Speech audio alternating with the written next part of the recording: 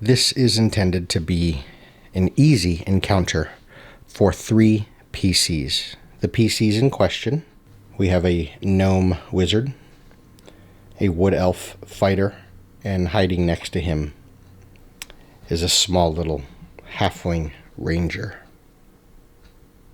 The enemies, 4 bog standard monster manual orcs. We have 1 orc right here in the building, 2 in this building, and 1 here in the center. If we zoom in,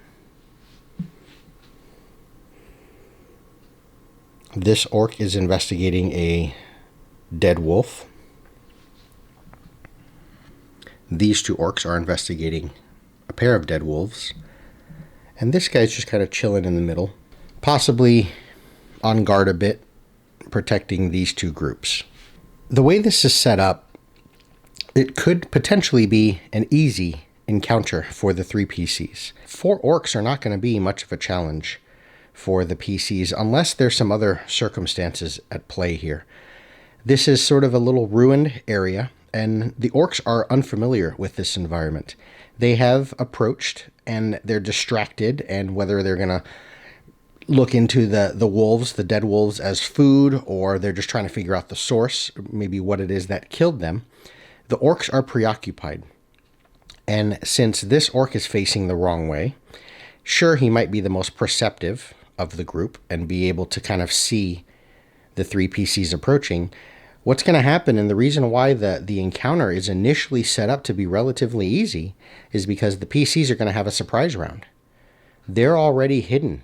As we get a little closer here, the gnome wizard, sorcerer, whatever spellcaster this little female gnome is, she's hiding behind that rock, and the elf and the ranger are hiding there. So they have kind of first go at things. And if you look at spaces, I know I'm not using a grid. I don't use grids in my combats. We just kind of eyeball it. I feel like it speeds up combat a little bit, or a bit. These are normal medium-sized creatures, so that's a 5-foot base there. This orc that's investigating this dead wolf and these 2 are probably a good 30 to 50 feet apart. So the ability for them to reinforce one another is not there. They may spend a round just trying to close the distance. If the PCs move from the east and decide to attack the orc in this building through this little doorway right there, these 2 orcs, besides just perception checks of being able to hear, may take a little bit to engage into the combat. So the separation, the lack of familiarity of the environment, there isn't anything here that screams orcs. The orcs are approaching onto this place, and it's set up that way to create an easy encounter. They're coming into this place, and they don't know what's here. They're learning about the dead wolves. You'll notice when I set up the next map how a very familiar environment will change the dynamics of the battle. Yet, with the experiment of this video, the creatures are the exact same, both in type and quantity. So we're still going to use 4, CR 1/4, 1/8 orcs. There's only going to be 4. The PCs are going to be the same identical level 1 or level 2, whatever they are. The wood elf fighter, the small halfling, and the small sorcerer wizard guy. That's not going to change. All I'm going to change is just some environmental stuff, and the way I would explain it as a DM, I'll change how the PC's perception, what they see when they first approach, and you will notice how we can ramp this up quickly to a moderate, if not bordering on deadly encounter. So let me set that up for you, and I'll show you what's going on there.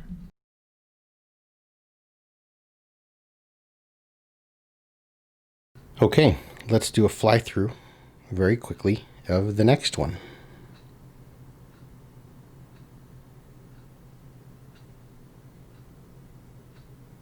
Well, the fly through might be quite slowly, in fact.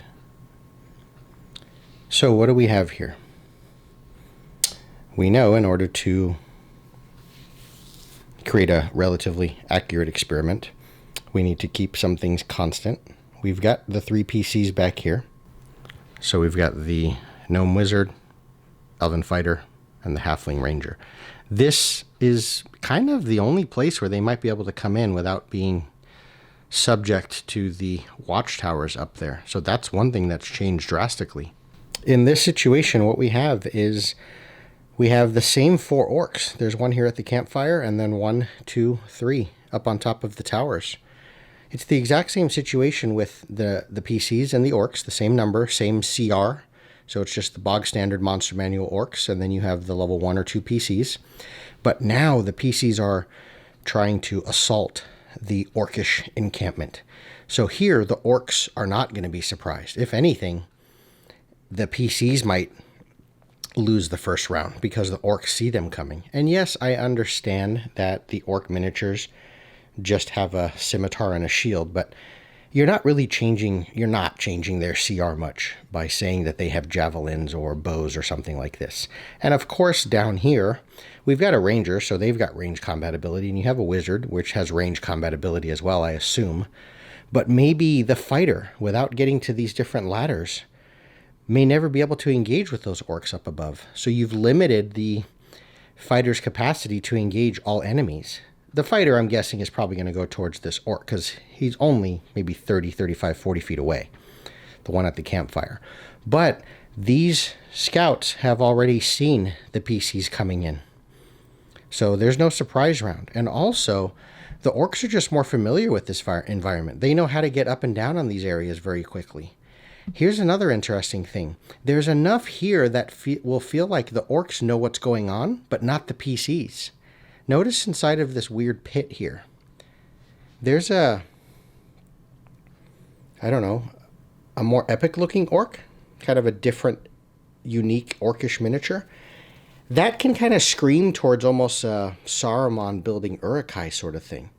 Now, here's the interesting part. This does not mean I'm adding, because I'm changing the dynamics at that point, right? I'm changing the experiment if I say that this scenario has 5 orcs.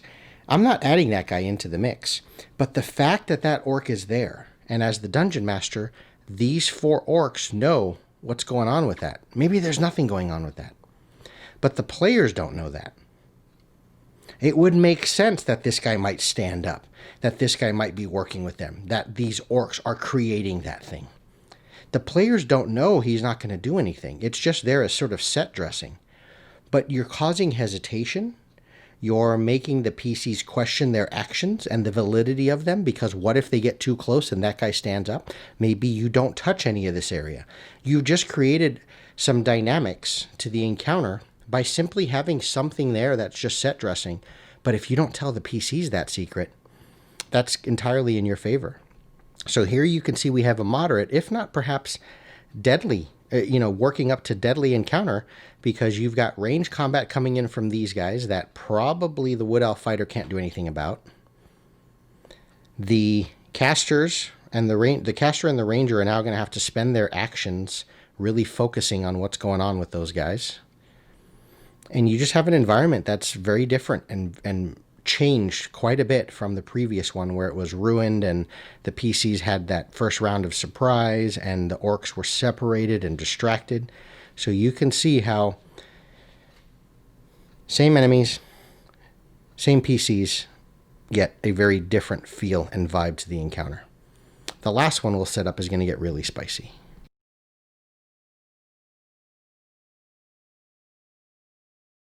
Let's do the fly-through of the final environment, the final encounter. This one is certainly going to be deadly. And if you look at the challenge rating kind of guidelines on easy, medium, hard, deadly, and whatnot, this one represents an encounter where it is very likely that at least one of the PCs will die. So again, keeping things the same, we've got our 3 PCs approaching in this cold, frozen north, very Icewind Dale, Rime of the Frost Maiden-ish. And here we have the same 4 orcs. There's one on the bridge, one over there. These 2 are off the bridge, and then you have this guy in front of the loading zone, if you will. So that's the objective for the PCs. It's kind of very Skyrim-esque, right? There's a door that goes into the side of the mountain. They open that door and it kind of loads the next level. You can see they'll access that door by coming up this ladder, but first they're going to come across the bridge, get off here, get onto this rocky platform, and then they're going to have to make their way across this precarious surface here, this makeshift plank of wood that crosses this chasm. Now, obviously, with low-level PCs, their resources are going to be somewhat limited. You have to always consider when you're creating medium deadly difficulty, stuff like this. If the PCs had dimension door and teleports and flies, this loses a lot of its intensity, all of its intensity. But when this is a jump check or an acrobatics check, and let's just assume that everything outside of my little terrain pieces is all negative space. This is all 500 feet down into the icy chasm. So they're going to die if they fall. So here, the environment purely, the orcs are set up here already. And maybe they've acclimated. They're more northern orcs. It's still the same CR. The only thing you change, you don't have to give them resist cold, because now you might be kind of fiddling with the CR a little bit. They're just, even if it's just wearing more wolf pelts and various furs, they're just more acclimated to the cold, so it doesn't bother them. They still take normal magical cold damage, but environmental cold doesn't bother these guys. But it does bother the PCs. And now you can start looking into the DMG and start dealing with exhaustion mechanics. If the PCs each round, they have to make some sort of constitution save to endure the cold. You would assume coming into this area, they're a little bit better prepared, maybe Arctic gear, but you can still say the winds of cold along this icy platform might create exhaustion. Once they get on the bridge and they start moving to this area, it might be a little better. That's why the orcs are there. But initially, if they fail those exhaustion saves, that's going to give them disadvantage on ability checks. Getting across that bridge, I mean, notice there's a gap right here. They can fall off very easily.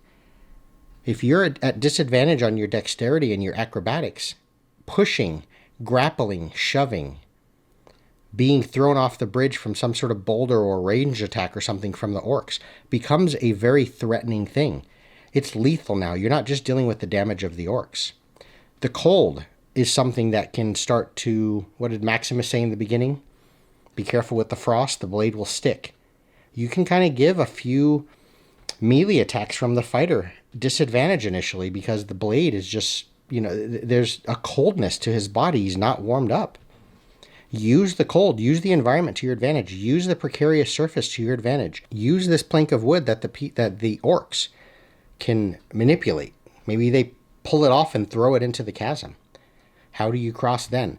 Use the hazards of the environment, extreme cold and falling to your death, to your advantage, and you will change up the dynamics of the encounter drastically, especially when you're limited on resources and you can't maneuver through terrain efficiently. Now imagine if the makeup of this party, even in the other two maps, was the same as these guys, but imagine these guys are all melee oriented. Now you've changed the dynamics significantly because you've got orcs at range shooting across as you're making your way across the bridge, and you've got, you're in jeopardy of the bridge cracking, the bridge falling, and so on. So I just wanted to show you 3 PCs, 4 orcs. And you don't always have to create 8 orcs, 10 orcs, 15 orc encounters.